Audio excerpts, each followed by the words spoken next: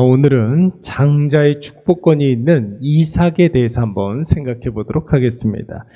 여러분, 신앙생활을 하는 데 있어서 영적 분별력은 대단히 중요합니다. 여러분, 영적 분별력이라는 것이 무엇입니까? 첫째, 내 삶의 역사하시는 하나님을 보는 것이고, 둘째, 평범한 삶 속에 담긴 하나님의 뜻을 발견하고 깨닫는 것입니다. 셋째, 내가 누구인지, 또 하나님께서 어떤 분이신지, 또 내가 무엇을 해야 하는지를 바르게 깨닫고 알고 그리고 행하는 것이 바로 영적 분별력이다, 이렇게 이야기할 수가 있습니다.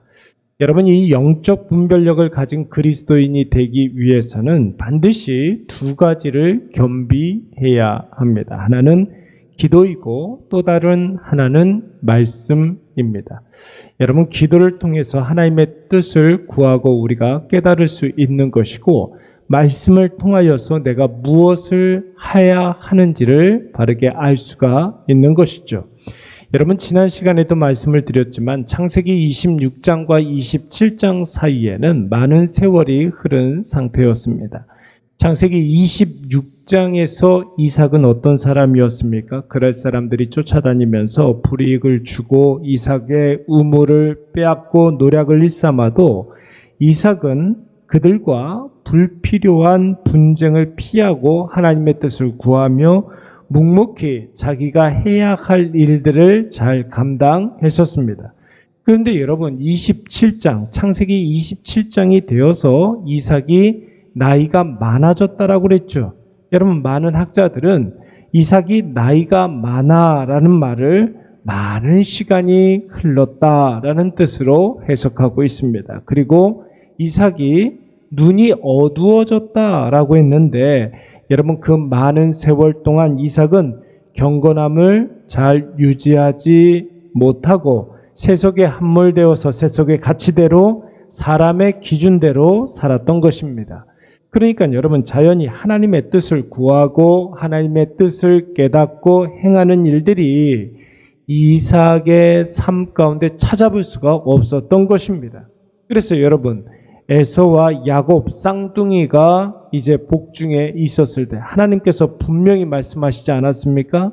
창세기 25장 23절 말씀에 보니까 큰 자가 어린 자를 섬길 것이다, 이렇게 말씀하셨는데도 불구하고 세상적인 기준을 가지고 이삭 가문의 언약 계승자로 에서를 낙점했던 것입니다. 여러분, 두 아이가 자라는 과정에서도 분명히 에서보다는 야곱이 언약의 계승자로 적합하다는 사실을 알면서도 여러분, 다른 사람들처럼, 다른 부족들처럼, 세상 사람들처럼 장자 우선주의를 신봉했으며, 결정적으로 에서가 아내감을 데리고 오는 것을 보고도 기어이 자신의 생각을 고집하며 하나님의 언약을 에서를 통해서 계승하려고 했습니다.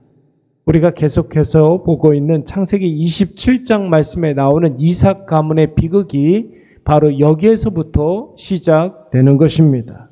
이삭의 영적인 무능력, 무감각, 영적 분별력이 없는 상태에서 비극이 시작되는 것이죠. 물론 리브가의 속임수, 야곱의 불의, 이런 모든 것들, 여러분, 이 비극에 한몫했지만 결정적인 원인 제공은 이삭이 영적으로 무감각하고 분별력이 없었기 때문에 이런 일들이 벌어지게 된 것입니다. 특별히 이러한 이삭의 모습을 오늘 본문 23절 말씀에서는 단 한마디로 이렇게 표현하고 있습니다. 성경이 지금 이삭을 바라보고 있는 평가입니다. 이삭이 에서와 야곱을 분별하지 못했다. 이삭이 에서와 야곱을 분별하지 못했다. 하나님의 뜻과 하나님의 뜻이 아닌 것을 분별하지 못했다. 자기가 무엇을 해야 되는지 분별하지 못했다, 이런 뜻입니다. 여러분, 단순히 에서와 야곱을 분별하지 못했다면 구분하지 못했다, 알아보지 못했다, 성경이 분명히 이렇게 표현했을 터인데 성경은 굳이 분별하지 못했다 이런 표현을 썼습니다. 이것은 지금 성경이 평가하고 있는 이삭의 상태를 말하는 것이죠. 아브라함 언약을 계승한 이삭이 언약의 계승자가 누구인지를 분별하지 못했다는 것이고, 하나님의 뜻이 무엇인지를 분별하지 못했다는 것이고, 자신이 어떻게 해야 하는지를 분별하지 못했다는 것입니다.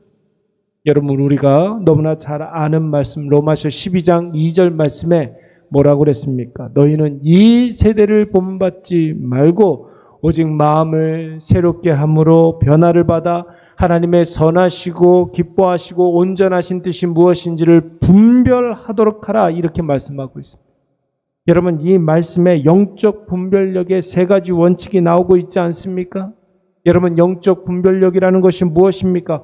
완전히 새로운 존재만이 가질 수 있는 능력입니다. 그 은혜로 인하여서 믿음으로 말미암아 구원을 받은 하나님의 자녀들이 반드시 갖추어야 할 능력이죠. 둘째, 세상의 가치, 세상의 방식, 세상의 기준이 아니라 하나님이 기준이 되어서 하나님께서 무엇을 기뻐하시는지 이 기준으로 판단하는 것입니다. 영적 분별력의 기준은 하나님입니다. 하나님이 기뻐하시느냐, 하나님의 마음이 어디에 있느냐, 이것이 기준입니다. 셋째, 하나님의 선한 뜻에 쓰임받아야 한다는 것이죠. 세상 사람들과 같이 말아야 된다는 것입니다. 그러니까 이것은 실천적인 어떤 우리의 행동까지 촉구하는 이야기입니다. 사랑하는 여러분, 우리가 하나님을 믿는 믿음으로 살아가는 그런 존재들인데, 믿음으로 산다는 말의 뜻이 무엇입니까? 나를 둘러싼 모든 상황을 하나님의 뜻으로 판단하고 해석하고 그 뜻대로 살아간다는 의미가 있습니다. 그 과정에서 여러분, 하나님의 뜻이 내 뜻에, 내 마음에 맞지 않을 수도 있습니다. 이삭이 그랬죠. 리브가는 어땠습니까? 하나님의 뜻에 순종하고는 싶으나 하나님의 방식이 마음에 들지 않았던 사람입니다. 여러분, 그러나 그 뜻이 분명하다면, 그 하나님의 뜻이 선하시고 기뻐하시고 온전하신 뜻이 확실하다면 그 뜻대로 마음 먹고 생각하고 말하고, 여러분, 그 하나님의 뜻을 선택하고 결정하고 행해야 될 줄로 믿습니다. 여러분, 오늘날 이 시대의 문제점이 무엇입니까? 하나님의 뜻을 깨닫지 못한다는 거예요. 하나님을 완전히 뒷전으로 물려버렸다는 것입니다. 세상의 수많은 학문이 하나님의 뜻을 혼탁하게 하고 있습니다. 세상의 문화와 유흥과 쾌락이 하나님의 뜻을 완전히 덮어버리고 말았습니다. 이러한 시기에 깊이 기도하고 또 기도하고 계속 기도함으로 하나님의 뜻을 구하고 깨달으시기 바랍니다. 주의 말씀을 깊이 묵상하심으로 하나님이 원하시고 하나님이 기뻐하시는 것, 하나님의 선하시고 온전하신 뜻을 완전히 내 것으로 받아들여 분별하고 그 뜻대로 행하시는 저와 여러분이 되시기를 간절히 축원합니다.